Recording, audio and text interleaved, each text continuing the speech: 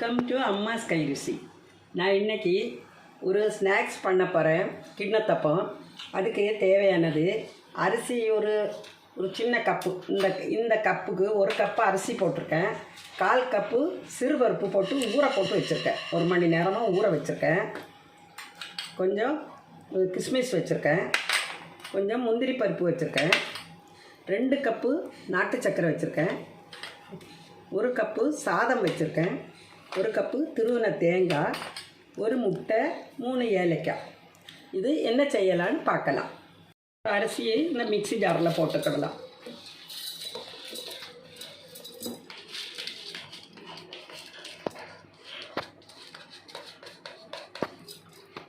Mixie ஜாரில் போட்டுக்கிட்டேன். இந்த தேங்காயும் இதில் போட்டுக்கிடலாம். இந்த சாதமும் இதில் போட்டுக்கிடலாம்.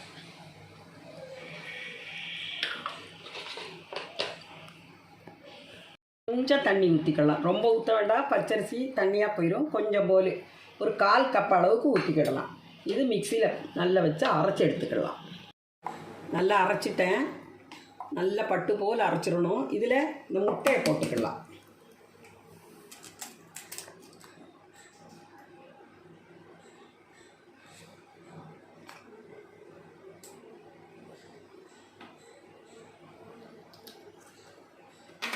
இந்த ஏலக்காயும் இதில் போட்டுக்கிடலாம். எல்லாம் சேர்த்து நல்லா அரைச்சி எடுத்துக்கிடலாம். இந்த சர்க்கரை இதில் போட்டுக்கலாம். இந்த நாட்டு சர்க்கரையும் இதில் போட்டுக்கிடலாம். இதில் நாட்டு சர்க்கரையில் கொஞ்சம் உப்பு இருக்க மாதிரி தோணுது. அதனால் இதில் நான் உப்பு போடலை. உப்பு போட வேண்டாம். இதை போட்டு எல்லாம் மிக்ஸ் பண்ணி நல்லா அரைச்சிக்கிடலாம். நல்லா அரைச்சாச்சு. இதில் ஒரு 2 ஸ்பூன் நெய் ஊற்றிக்கிடலாம்.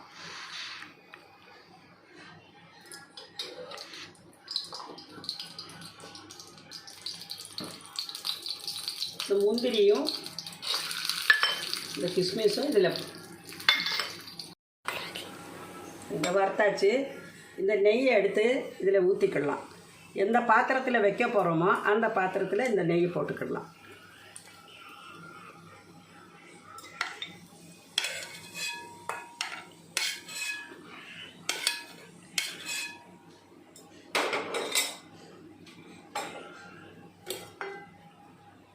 இதில் இந்த நெய்யை நல்லா தடவிக்கிடலாம்.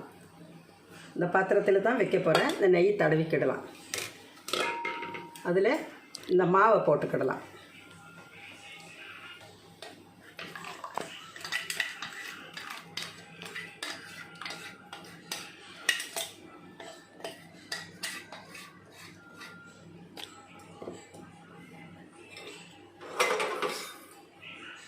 இது மேலே இருந்து இப்படி கொஞ்சம் போட்டு விட்டலாம். இதில் பாக்கி இருக்கிறது கொஞ்சம் வெந்ததுக்கப்புறம் போட்டுக்கலாம். பாக்கி வச்சிடலாம். இட்லி கொப்பரையில் தண்ணி வச்சு வச்சுருக்கேன். இதை தூக்கி இப்படி வச்சிடலாம். மூடி வச்சிடலாம். வெந்துருச்சுன்னு பார்க்கலாமா? வச்சு 15 நிமிஷம் ஆச்சு. நல்லா வெந்துருச்சு. அடுப்பு ஆஃப் பண்ணிடலாம்.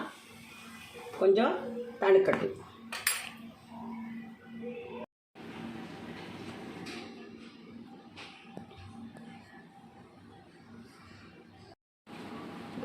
பாத்திரத்துக்கு மாற்றலாம்.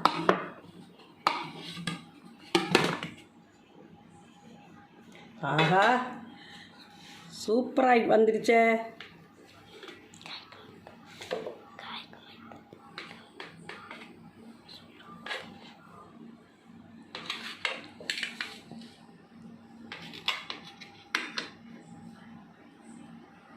அருமையான கிண்ணத்தப்பம். நல்லா சாஃப்டாக இருக்குது. நல்ல அருமையான கிண்ணத்தப்பம் தயாராகிட்டு. நீங்களும் செஞ்சு பாருங்கள், ருசித்து பாருங்கள்.